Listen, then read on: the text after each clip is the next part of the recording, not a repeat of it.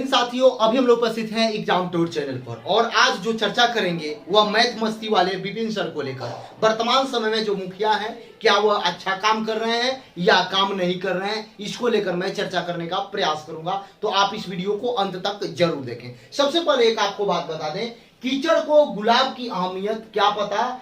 मुझे ऐसा लगता है कि सलाह पंचायत को ये बात समझना चाहिए। जिंदगी में सफलता कभी भी पक्की नहीं होती, जिंदगी में सफलता कभी भी पक्की नहीं होती। इसलिए आप अपनी कोशिश तब तक जारी रखें जब तक कि आपकी जीत एक इतिहास ना बन जाए। मैं इस बात को फिर एक बार दोहराता हूं, जिंदगी में सफलता पक्की नहीं होती, इसलिए आप अपनी कोशिश को तब तक जारी रखें जब तक कि आपकी जीत ने इतिहास ना रच दे।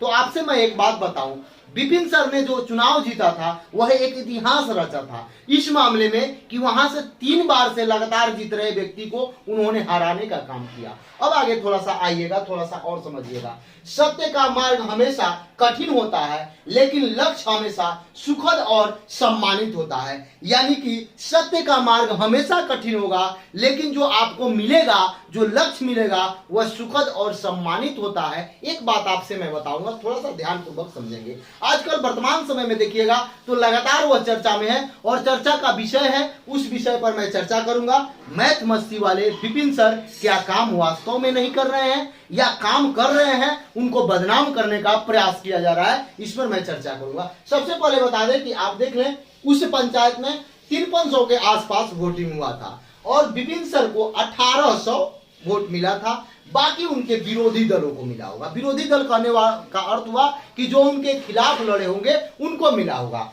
यदि आप भी बिहार से हैं या यूपी से हैं या झारखंड से हैं, कहीं से भी हैं, तो आप जानते होइएगा कि जो पंचायती चुनाव होता है उसमें किसी भी परिवार के संपूर्ण वोट एक तरफ नहीं जा पाता है। कुछ लोग इस मुखिया को देंगे, कुछ आधे इस मुखिया को देंगे। यदि बाप इसके साइड है तो बेटा कहीं और साइड होता। चूंकि होता क्या है, मान लिया जाए आप एक कैंडिडेट हैं, कोई एक और दूसरा कैंडिडेट है, आपका लगाव किसी परिवार के मुखिया से हो सकता है, यानी कि मेन सदस्य से हो जाता है, लेकिन इसका लगाव उस परिवार के बच्चे से हो सकता है। अब थोड़ा सा ध्यानपूर्वक सुनिएगा। चूंकि विपिन सर यूथ थे तो सभी लोगों ने प्रयास किया कि विपिन सर जीते। एक और कारण था कि वह एक शिक्षक थे, एक और कारण था कि वह ईमानदार हैं, एक और कारण है कि वह यूथ है, वह परिवर्तन करना चाहते हैं। इसको लेकर खान सर, बहुत सारे लोगों ने प्रयास किया और विपिन सर अंततः चुनाव जीत जाते हैं। एक बात और ध्यानपूर्वक आप लोग से सुनिएगा, मैं एक बात बता रहा हूं, शायद नहीं 100% मैं कहूंगा कि पूरे बिहार में कोई ऐसा मुखिया नहीं होगा। मे भी हो भी सकते हैं, 1-2 मिल सकते हैं, लेकिन 5, 10, 25 नहीं मिलेंगे। उनकी काउंटिंग नहीं हो सकती। जिस तरीका से उन्होंने, उस क्षेत्र में खेल का मैदान नहीं है, विपिन सर ने रेंट पर जमीन लेकर खेल के मैदान बनाने का प्रयास किया और बनाया भी। ये एक काबिले तारीफ है। तो इसलिए मैं बताऊंगा कि जो कोई काम करे उसे एप्रिशिएट करिए, उसे बताइए, उसे उनको दिखाइए कि वह ये काम कर रहे हैं, ताकि जो भी शिक्षित व्यक्ति हैं वो भी चुनाव में, वो भी राजनीति में आए। शिक्षित व्यक्ति और ईमानदार व्यक्ति चुनाव और राजनीति में नहीं आ पाता है। इसका एक कारण होता है कि जब आप चुनाव में आइएगा तो जो लूटने वाले व्यक्ति होते हैं, जो कीचड़ फेंकने वाले व्यक्ति हैं, वह आपको बदनाम करने पर लग जाते हैं। और शिक्षित और सत्य व्यक्ति, शिक्षित और काम करने वाले व्यक्ति इससे डर के काम करना बंद कर देता है। ये मेरा मानना है और ये 100% सही भी है। यदि लगातार कोई व्यक्ति विपिन सर पर कीचड़ फेंकेगा, लगातार उनको हतोत्साहित करेगा, लगातार उनको नीचा दिखाने का काम करेगा, तो अंतोगत्वा वह काम करना बंद कर देंगे। कितना प्रयास करेंगे, वो भी तो एक मानव ही ना है। आप कोई व्यक्ति लगातार काम कर रहा है, उसको वाहवाही देने के बदौलत, चबस्सी देने के बदौलत आप उसको लगातार गिरा रहे हैं, ये कोई उचित बात नहीं है। एक बात और समझे, 3500 इनके खिलाफ गया तो वो व्यक्ति तो इनके खिलाफ होगा।